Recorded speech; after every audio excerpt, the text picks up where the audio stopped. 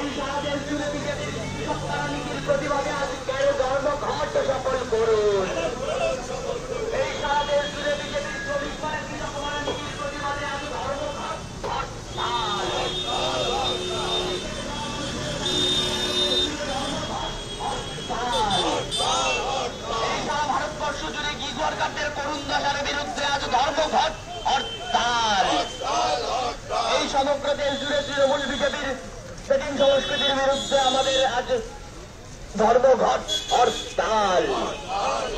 এই সমস্ত সরকারি কর্মচারীদের বকেয়া দিয়ে পূরণের দাবিতে আজকের ধর্মঘটে দলে দলে যোগ দিন। এই অবিলম্বে সমগ্র দেশ জুড়ে শিক্ষা ব্যবস্থাকে বেসরকারি হাতে বেঁচে দেওয়ার বিরুদ্ধে আজকের ধর্মঘটে দলে দলে যোগ দিন।